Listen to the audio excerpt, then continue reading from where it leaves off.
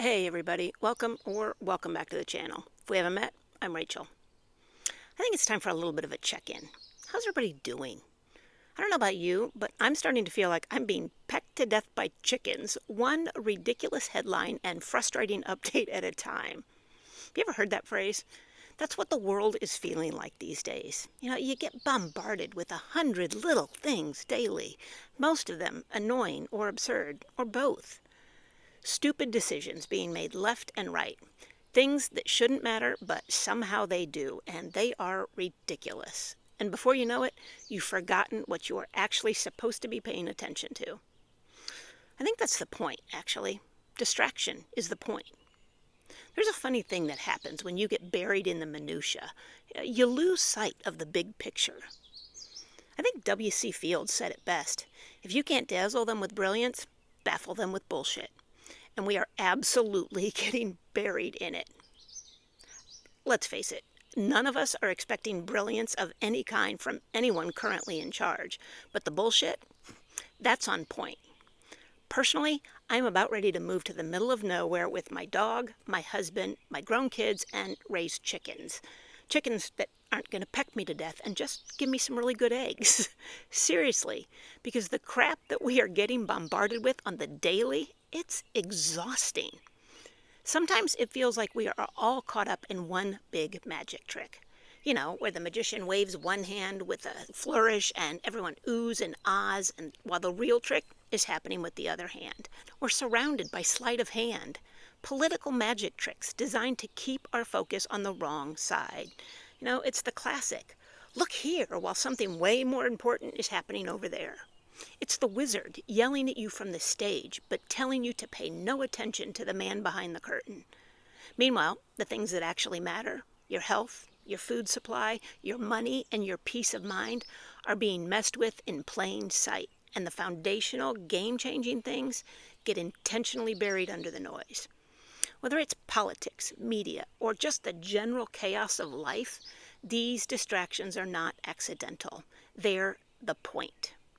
Seriously, my brain hurts most of the time after listening to all the crap. What makes it worse is these distractions are cleverly, or maybe not so cleverly, disguised as moral causes or urgent crises to justify them. And instead of uniting around real, shared concerns, we are pushed into fighting with each other over manufactured problems. Which, let's be honest, is part of the plan. If we are busy fighting amongst ourselves, we're not asking questions about what's being passed quietly, who's changing the rules, or who's benefiting while we're divided. It doesn't even matter if you think the people in charge are just incompetent or evil. I mean, most of them are, but that's a distraction too, because the outcome is the same whether it's intentional or not. We are still not seeing the full picture. We're watching the puppet and ignoring the puppet master. The result is confusion, division, frustration, and exhaustion, and we are all caught up in it. We're not that far into this, and already we're tired of it. I saw a comment on a thread not long ago where someone from the UK said they could not keep watching what's happening here anymore because it's just a constant stream of ridiculousness and corruption, and no one's doing a damn thing about it. And the entire thread, people from America and all over the world agreeing with them. Already. Not even 150 days in. Meanwhile, at least a quarter of people are still out here gaslighting themselves that it's all fine and there's some grand plan that's going to work out in the end because dear leader really cares. I call bullshit. Let's stop. This isn't conservative versus liberal. This is, we are all going insane, it's all going to crap, and very few people are doing anything about it. And again, it's by design. Most of the chaos, granted, not all of it, is curated. This nonsense is intentional. Distraction is distraction. Whether it's designed to enrage you or exhaust you, the result is the same. You are too busy reacting to something you can't control to see what's really happening.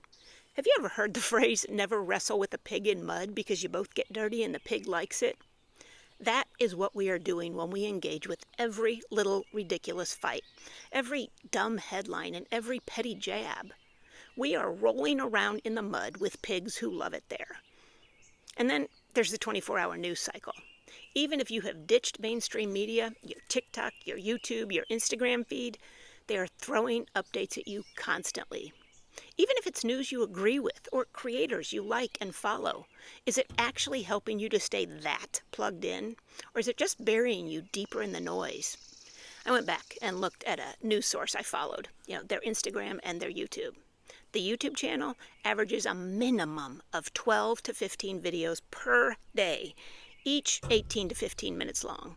Their Instagram, more of the same, with at least 5 breaking updates every single day. And that is just one creator. Do you really need that many updates every single day? No wonder we are mentally exhausted. Do you need to hear every little outrageous thing that goes on all day, every day? Or do you need to argue or comment your disagreement into the void? You can stay informed, but you don't need to be inundated. I mean, it's worth asking, is this making me better? Is this helping me? Or is it just making me mad and sick to my stomach? Even the ones we agree with are pushing us to shut down sooner. Not intentionally, but the frustration, the anger, they become so ingrained we just want to give up because we feel beat down. What we need right now is clarity, sanity, perspective. We need to remember that we can't control everything. We can only control how we respond. So, how do we do that? Well, this is what helps me. I've said it all before, so this is just a reminder. First, you gotta unplug sometimes. Not forever, not completely, but enough to clear your head and calm your nervous system. Limit yourself to 1 hour a day of your preferred news source. Just not before bed, so you don't get yourself all worked up. Second, you have got to create a buffer between you and the chaos. Now, I'm not saying you need to move to a mountaintop with a stockpile and a manifesto. I mean mentally, emotionally, spiritually. Find your core. Find your calm. That might mean meditation, nature walks, exercise, prayer, journaling, or just shutting off your phone and listening to music that doesn't make you feel like you're about to start a revolution or go cry in a corner. Whatever works. Third, you need to ask better questions. Start paying attention to the things they don't want you to notice. What is being buried under the nonsense? What story popped up and then magically disappeared the next day without resolution? What law was quietly passed while everyone was distracted by the latest meltdown? Who benefits from this? Because most of the time, it's not us.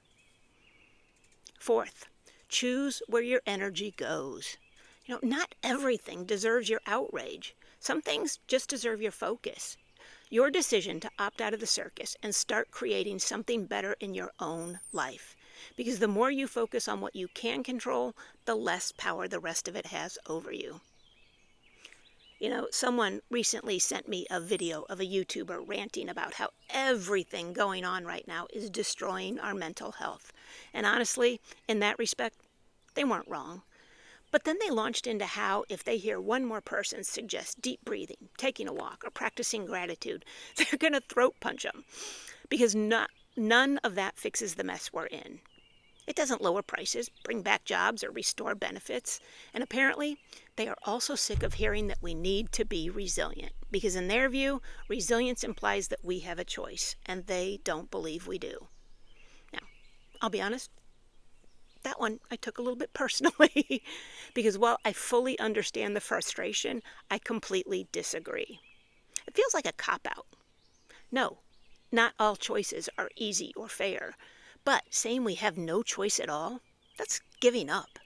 That's saying this is just how it is now, so don't even bother trying. And I don't believe that's an option. Resilience isn't about pretending things are fine. It's about responding to reality, even when it's hard. There is a difference between acknowledging how difficult things are and surrendering to helplessness. When we say we have no choices, we give away our power. Even small choices, how we speak to ourselves, how we treat other people, where we put our focus, those matter. And as for things like breathing, stretching, walking, gratitude, No, they don't magically fix the world. No one ever said they did. They are not about pretending everything's okay. They're how we stay well enough to face what's not good in the world. They're not distractions. They're fuel. You can't change anything or even make it through the day if you're completely depleted. We have to stop treating peace and rest or joy like luxuries or signs of weakness. They are survival tools in a chaotic world. You can be sad and still go for a walk. You can be angry and still stretch or breathe or say thank you for something small. That doesn't mean you've checked out. It means you're protecting your capacity to stay in the fight, whatever that looks like for you. So I won't stop caring. I won't stop believing in the power of choice, no matter how small. Choosing to show up, to feel, to keep going, that's resilience. That is not going to magically fix everything, but it will change how we move through it. And that is where the real strength and real change start. And finally, reconnect with people. Have actual conversations with people who make you feel sane or laugh or cry if you need to. Hug your dog. Eat something nourishing. Be a human again. Because once you're grounded, you can't be played as easily. Once you see the magic trick, it stops working. Don't let the absurdity become normal. Keep paying attention, but focus on the right things, not the shiny things. Because if we don't protect our focus, they gladly keep distracting us until we give up or forget what matters altogether. Shakespeare said, all the world's a stage. But in this case, all the actors know they're in a show, but we, the audience members, don't seem to realize that we're part of the script.